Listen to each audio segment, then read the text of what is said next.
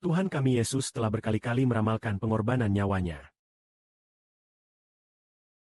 Ini adalah kali terakhir dia pergi ke Yerusalem.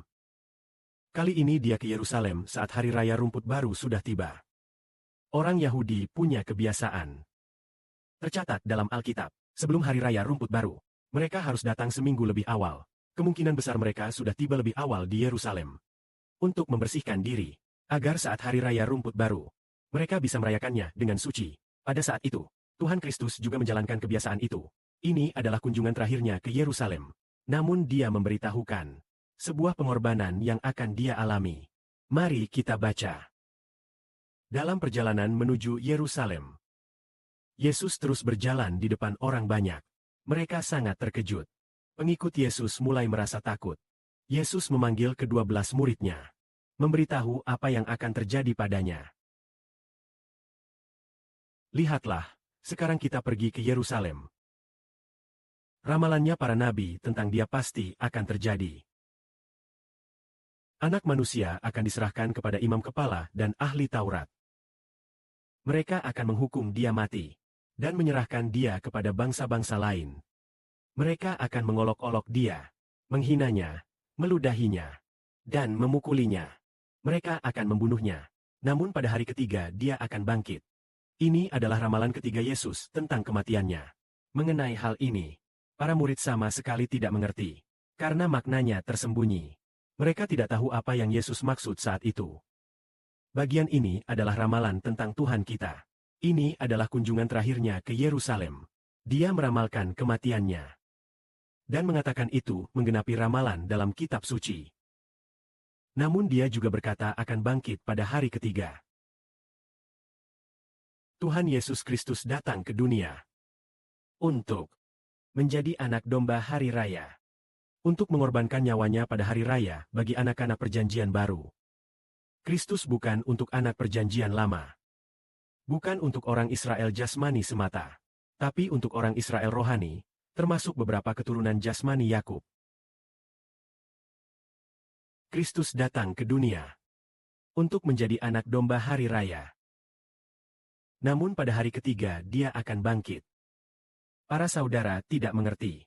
Semua anak-anak dibeli dengan nyawa Tuhan.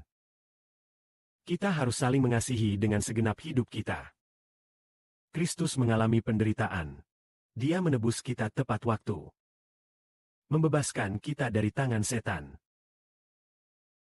Jika saudara-saudari kita lemah atau berbuat salah, menyakiti kita, kita harus mengampuni sepenuhnya.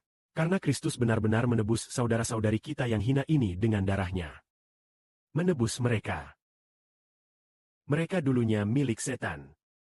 Setiap orang keturunan Adam. Semua berada di bawah kuasa setan. Dikuasai oleh setan. Tapi Tuhan membeli mereka dengan harga mahal. Agar mereka tidak binasa. Melainkan mendapat hidup kekal. Karena kasih Tuhan kepada mereka. Kita harus mengasihi saudara-saudari kita sepenuhnya. Kasih itu karena mereka saudara kita. Kita harus mengasihi mereka sepenuh hati. Tuhan tidak hanya mengenal kita. Dia juga mengenal saudara-saudari kita. Kita harus mengasihi mereka dengan segenap hidup kita. Karena Tuhan benar-benar menebus pengantinnya. Tubuh Kristus. Dengan nyawanya. Saat saudara-saudari lemah. Kita harus mengasihi mereka. Jangan dengarkan perkataan mereka saat lemah. Lalu menyimpan dendam. Selalu diingat dalam hati. Karena perkataan yang diucapkan orang. Ketika kita lemah, setan menyerang saudara-saudara kita. Membuat saudara kita mengucapkan kata-kata yang salah. Atau mengucapkan sesuatu yang menyakiti kita. Kita harus benar-benar memaafkan. Karena nenek moyang kita mencintai kita. Dia tidak hanya mencintai kita, tetapi juga mencintai semua anak-anaknya. Jika ada saudara yang telah meninggalkan segalanya untuk mengikuti kerajaan surga, maka kita harus lebih melindungi mereka. Karena setan selalu ingin mencuri anak-anak Bapa. Mungkin sekitar 10 hari yang lalu. Sepertinya sekitar 10 hari atau setengah bulan yang lalu. Setan berkata dalam mimpi kepada Sipo. Saudara Sipo tidur di tangga ini. Di dekat tangga ini, saat fajar hampir tiba, dia berkata, "Aku akan mengambil semua orang yang kau cintai. Semua orang di sekitarmu akan aku ambil." Ketika Sipo mendengar suara ini, dia terbangun dari mimpi. Dia sangat sedih. Sangat sedih. Kemudian ketika saudari Zhao Wen mengganti Sipo yang baru. Saat dia datang mengganti Sipo yang baru, Sipo menceritakan hal ini kepada saudari Zhao Wen. Saudari Zhao Wen berkata, "Setan mengharapkan hal yang indah.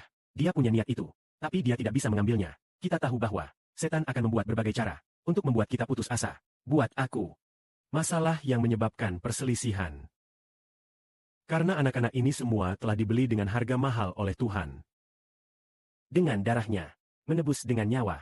Jika kita dikritik oleh saudara-saudara kita, atau mengucapkan kata-kata yang salah, mereka menyakiti kita. Haruskah kita memaafkan mereka? Kita harus benar-benar memaafkan. Mencintai mereka sepenuh hati. Karena Kristus masuk ke Yerusalem dengan mengorbankan nyawanya untuk menebus kita. Amin.